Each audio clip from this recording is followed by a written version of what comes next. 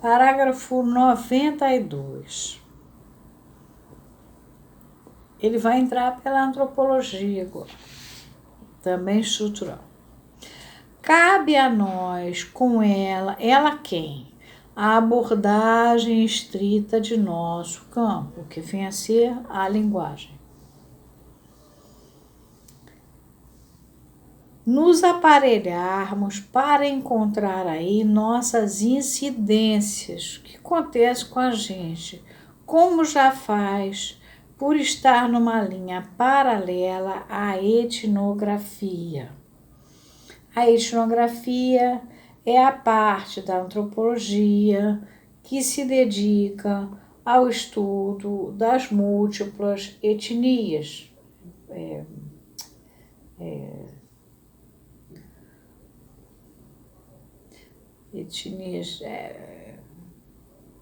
Raças, tribos, gente, diferentes povos, de suas implicações antropológicas sociais. Mas é também feito com o intuito de material de um povo. O problema é o seguinte,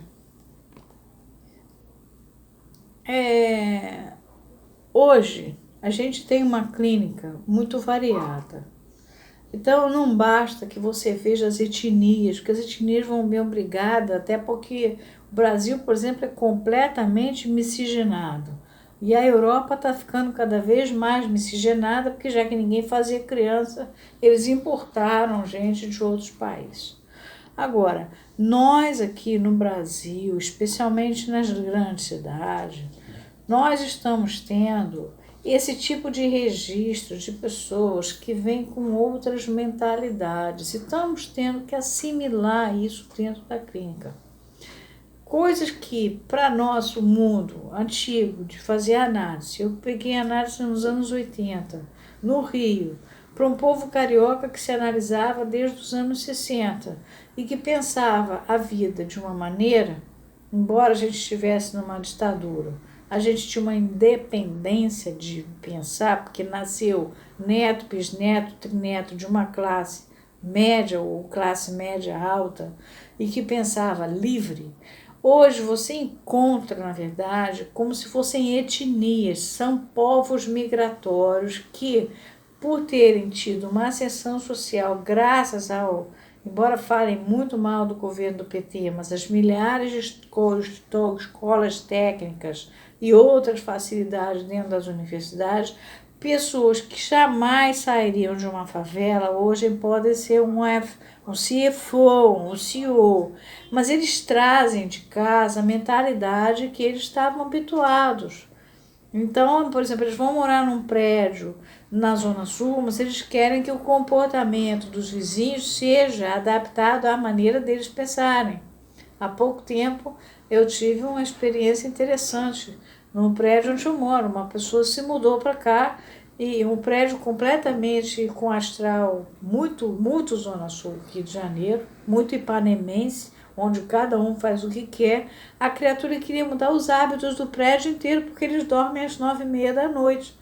Só que é um prédio que às 2 horas da manhã as pessoas ainda estão resolvendo suas vidas, porque chegaram às 10 e tanto, ou porque são produtores, ou porque são músicos e tal. Então, essas coisas dentro da nossa clínica existe, a pessoa vem se queixar e você não pode julgar, você tem que tolerar aquilo e ver que ela que está tendo que se adequar a um mundo, porque ela migrou para este mundo. Então, é estacionar na garagem educadamente, dentro da vaga, coisas assim. Então, a antropologia estrutural do Lévi-Strauss é importante hoje para nós, talvez até mais do que era para o Lacan nos anos 60, 50, porque a França da época que ele trabalhou era outra. Basta vocês verem aquele filme As Mulheres do Sexto Andar na França, vocês vão ver qual era a França que o Lacan vivia. Bom, então, voltando, cabe-nos a nós, né, com ela, nos aparelharmos para encontrar aí nossas incidências, como já faz por estar numa linha paralela à etnografia, que foi isso que eu acabei de falar, decifrando os mitos segundo a sincronia e dos mitemas. Sincronia, eu falei para vocês que era por cortes no tempo e não por diacronia, não através do tempo. De que? Dos mitemas. Mitema é a unidade mínima do mito. Essas pessoas, por sua vez, que migram, elas trazem milhares de mitos na cabeça delas. Não pode comer tal coisa, não pode beber tal outra, não pode falar tal outra. Então, a gente está em plena antropologia aqui, atualmente, pelo menos dentro da nossa clínica, e tendo que respeitar isso. Senão, o paciente não vai poder se tratar. Ele é um sujeito do inconsciente, mas ele é fundado num determinado lugar. Quanto tempo ainda tem? Ainda tenho. Não é patente que um Levis trouxe ao sugerir a implicação das estruturas da linguagem e da parte das leis sociais que rege a aliança e o parentesco. Vocês sabem, eu já falei que ele trabalha com isso, nas estruturas elementares do parentesco. Já vai conquistando o terreno mesmo em que Freud assenta o inconsciente. Aí vem a nota 38, Claude Lévi-Strauss, Language and the Analysis of Social Loss, American Anthropologist, volume 53, número 2, abril a junho de 1951, páginas 155 a 163. Por conseguinte, é impossível não se entrar numa teoria geral do símbolo, geral, uma nova classificação das ciências, em que as ciências do homem retomem seu lugar central e saiam daquela chatice do positivismo, do experimentalismo, daquelas boçalidades todas que a gente acabou de ver. Na condição de ciências da subjetividade, ou seja, do que é subjetivo. Então, o que é subjetividade? É a particularidade, o domínio do que é subjetivo. Na filosofia, é o estado psicológico, cognitivo dos sujeitos cuja manifestação pode ocorrer tanto no âmbito do indivíduo quanto no coletivo, fazendo com que esse sujeito tome conhecimento dos objetos externos a partir de referenciais próprios. Então, é isso que eu digo para vocês que a atual clínica faz.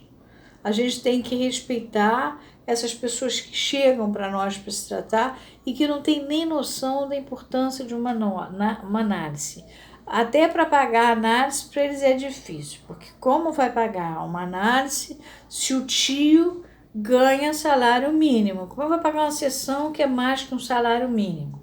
É complexa a coisa. Ao mesmo tempo, eles são capazes de pagar uma coisa que nós aqui não pagaríamos jamais, que é uma casinha de brinquedos para fazer uma festa de criança de 12 mil reais. Assim endividam no banco. Quer dizer, são maneiras de funcionar, é a antropologia pura funcionando nesse momento aqui no Brasil, tá? Pelo menos nas cidades grandes. Não sei como está sendo aí no mundo pequeno, porque nas cidades pequenas as pessoas se controlam muito.